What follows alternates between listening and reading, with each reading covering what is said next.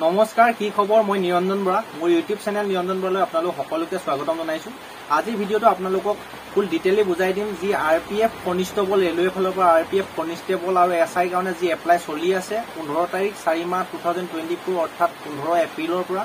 last date হৈ গ'ল আপোনালোকৰ 14 তাৰিখ 5 মাহ 2024 14 মেলৈকে যি এপ্লাই চলিব তাত যি আপোনালোকে কিমান কোৱালিফিকেশ্যন লাগিব কি লাগিব ফুল ডিটেইলি ভিডিঅটো মই আগৰ যেটো ভিডিঅত বনাই থোৱা আছে এইখিনি আলোচনা নকৰো এতিয়া ভিডিঅ দীঘল হৈ যাব এতিয়া আলোচনা কৰিম যে আপুনি সেই ভিডিঅটো চাও বুলিলে তলৰ ডেসক্ৰিপচনৰ লিংক দি থম আপুনি সেই লিংকত গৈ ভিডিঅ কিটা চাই ল'ব আগৰ ভিডিঅ যেতিয়া আপোনালোকৰ সুবিধা হ'ব আজি ভিডিঅটো আলোচনা কৰি মুঠতে আপোনালোকে যি এপ্লিকেশন ফিজ কাটিব লাগিব ওবিসি জেনেৰেল আৰু জেনেৰেল লৰাছলি হ'বলৈ হলে আপোনালোকে যি ইডব্লিউএস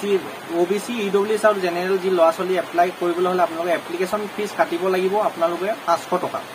আৰু যি এসসি এসটি আৰু ফিমেল ছোৱালী ক্যান্ডিডেটে যদি এপ্লাই কৰে তাত আপোনালোকে এপ্লিকেশন ফিজ কাটিব লাগিব 250 টকা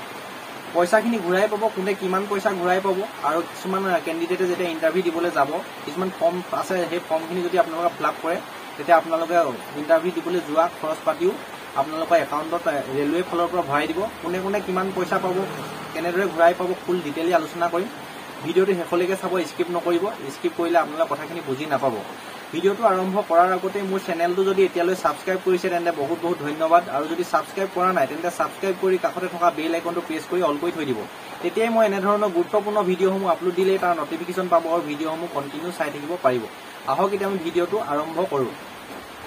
ইডব্লিউএস ওবিসি আৰু জেনেৰেল ক্যান্ডিডেটে যেহেতু ৰেলৱে পুলিশ কনিষ্টেবল আৰু এছআইত এপ্লাই কৰোতে আপোনালোকে 500 টকা এপ্লিকেশন ফিজ কাটিব লাগিব আৰু যেতিয়া আপোনালোকে এপ্লিকেশন ফিজটো কাটিব ইডব্লিউএস জেনেৰেল আৰু ওবিসি ক্যান্ডিডেটে ভালদৰে শুনি ল'ব আপোনালোকে 500 টকা এপ্লিকেশন ফিজ কাটিব আৰু যেতিয়া এক্সাম দিবলৈ যাব এক্সাম দি মিলি আহিলে বলে আপোনাৰ পৰাপক্ষত এই যি পেমেন্টটো কাটিব আপোনাৰ নিজৰ গুগল পে বা নিজৰ কোনবা চিনাকি মানুহৰ দ্বাৰা কাটিবলৈ চেষ্টা কৰিব তেতিয়া আপোনালোকে যেতিয়া এক্সাম দি আহিব এক্সাম যদি আপোনালোকে কোৱালিফাই কৰিব নোৱাৰে তেতিয়া যদি এক্সাম পাস কৰে তেতিয়া আপোনালোকৰ পইচা কোনো ধৰণৰ পইচা ঘূৰাই নাপায় যদি এক্সামত ফেল কৰে এক্সামটো যদি কোৱালিফাই কৰিব নোৱাৰে তেতিয়া আপোনাৰ 500 টকা 100 টকাহে ৰেলৱে কাটিব আৰু 400 টকা আপোনাৰ যিটো একাউণ্টৰ পৰা কাটিব তাত ৰিটাৰ্ণ কৰি দিব ৰিজাল্ট দিয়াৰ পিছতে আৰু যিসকল এসসি এসটি আৰু ফিমেল ক্যান্ডিডেট হয় তেওঁলোকে যেহেতু 250 টকা এপ্লিকেশন ফিজ কাটিব লাগিব সেই সকলে যি এক্সাম দিবলৈ যাব এক্সামত যদি আপোনালোকে কোৱালিফাই নকৰে তেতিয়া আপোনালোকৰ সম্পূৰ্ণ পইচাটো ৰিফান্ড কৰি দিব মানে যি 250 টকা যি ফিজ কাটিব আপোনালোকে এই 250 টকাটো আপোনালোকৰ একাউণ্টত যিটো একাউণ্টৰ পৰা কাটে এক্সামৰ ৰিজাল্ট দিয়াৰ পিছতে আপোনালোকৰ ৰিটাৰ্ণ কৰি দিব এসসি এসটি আৰু ফিমেল ক্যান্ডিডেটৰ কাৰণে ওবিসি ইডব্লিউএস আৰু জেনেৰেল ক্যান্ডিডেটৰ কাৰণে আপোনালোকৰ 500 টকাৰ 400 টকাহে ঘূৰাই দিব আৰু 100 টকা ৰেলৱে ডিপাৰ্টমেণ্টে ৰাখিব কথাটো গম পালে আৰু 2 নম্বৰ পইণ্টটো হ'ল আপোনালোকে যি হ'ল এসসি এসটি ক্যান্ডিডেট আছে সেই সকলে যেতিয়া ইন্টাৰভিউ দিবলৈ যাব ইন্টাৰভিউ দিবলৈ যাওঁতে যিখিনি আপুনি ট্ৰেইনত যায় বা বাছত যায় যি টিকেট গুটেখিনি আপোনালোকে লিখাই ল'ব কণ্ডাক্টৰ যি ট্ৰেইনৰ টিকেটৰ হওক আপোনাৰ বাছৰ টিকেটৰ হওক আপোনালোকে বিন্দাসকে কাটি মেলি নিজৰ ৰিচিভ হাতত ৰাখিব যেতিয়া আপোনালোকে ইন্টাৰভিউ দিবলৈ যাব তাত কিছুমান ফৰ্ম ৰেলৱে আপোনাৰ অফিচিয়েল ৱেবছাইটটো চালে গম পাব তাত আপোনালোকৰ ফৰ্ম আছে আপোনালোকে অনলাইনৰ দোকানত গৈ সুধিলে হ'ব আপোনালোকক উলিয়াই দিব সেই ফৰ্মখন ফিল আপ কৰি যদি আপোনালোকে আপলোড দিয়ে যেতিয়া আপুনি ইন্টাৰভিউ দি আহিব ৰিজাল্ট দিয়াৰ পিছত যদি পাছ নকৰে এসসি এসটি ক্যান্ডিডেটে পাছ কৰিলেও সেইখিনি পইচা ঘূৰাই পায় যিখিনি খৰচ পাতি হয় আপোনালোকৰ ৰেলৱে ফালৰ পৰা দিব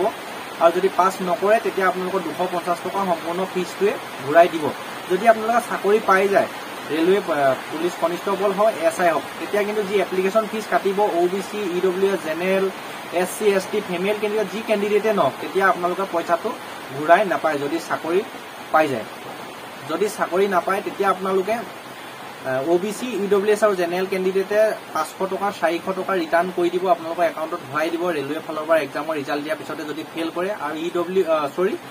এসসি এসটি আৰু ফিমেল ক্যান্ডিডেটৰ আপোনালোকৰ 250 টকাই নিজৰ একাউণ্টত ভৰাই দিব সেইবাবে পৰাপক্ষত আপোনালোকে য'তে নহওক অনলাইন কেফেতে কওক বা অনলাইনৰ দোকানে কওক আপোনাৰ চিনাকি তাত কৰিব যেহেতু আগতে মই দিছো এবাৰ দিছিলো 18 নে 19ত আছিলে তেতিয়া মই নিজে কাটিছিলো 500 টকা এপ্লিকেশন ফিজ কিন্তু ৰিজাল্ট দিয়াৰ পিছত মানুহটো এদিনীয়া চিনাকি আছিলে ঘূৰাই দিছে যদি ক'ত পইচা ঘূৰাই দিব সেইবাবে আপোনালোকে পৰাপক্ষত নিজৰ চিনাকি মানুহৰ ওচৰত অনলাইনটো কৰিব আৰু মোষ্ট ইম্পৰ্টেণ্ট আৰু 2 নম্বৰ কথা হ'ল আপোনালোকে যি এসসি এসটি ওবিসি ইডব্লিউএছৰ যি কাষ্টৰ সাৰ্টিফিকেটখন দিব সেই কাষ্টখন আপোনালোকৰ যেহেতু লাষ্ট ডেট হৈ গ'ল আপোনালোকৰ 14 তাৰিখ 5 মাহ 2024 মে মাহৰ 14 তাৰিখে যেহেতু লাষ্ট ডেট সেই তাৰ লাষ্ট ডেটৰ আগতে চেন্ট্ৰেল ফৰমেটত আপোনালোকে বনাই আপলোড দিব তাত নটিফিকেশনৰ স্পষ্টকৈ লিখা আছে যে আপোনালোক কোনো ধৰণৰ ষ্টেট কাষ্টখিনি একচেপ্ট নকৰে ৰেলৱে যেহেতু চেন্ট্ৰেল লেভেলৰ চাকৰি সেইভাবে আপোনালোকে চেন্ট্ৰেল লেভেলত আপোনালোকৰ কোৰ্টত গৈ প্লানি আপোনাৰ যিখন ষ্টেটৰ কাষ্ট আছে বা ষ্টেটৰ ইডব্লিউএছ আছে বা ওবিসি কাষ্ট আছে এসসি এসটি যি ইডব্লিউএছ সৰি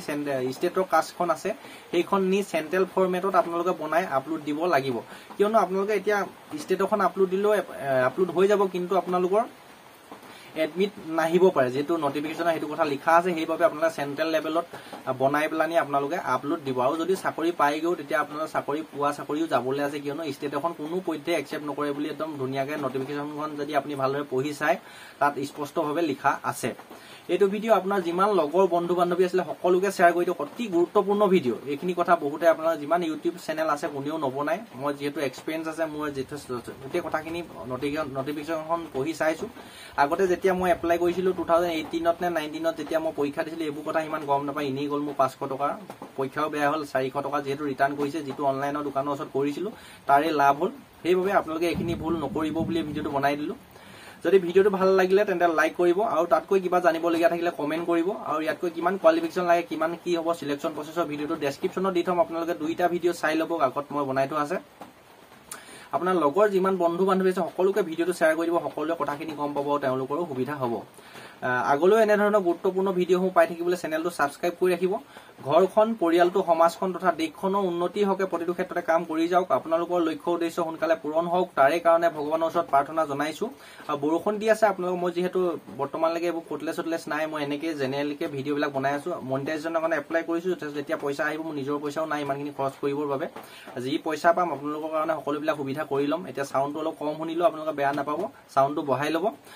নেক্সট অন্য এটা অতি গুৰুত্বপূৰ্ণ ভিডিও হৈতে আপোনালোকৰ সন্মুখত লগ পোৱাৰ প্ৰতিশ্ৰুতি আজি ভিডিওটো ইমানতে ৰখাইছো ধন্যবাদ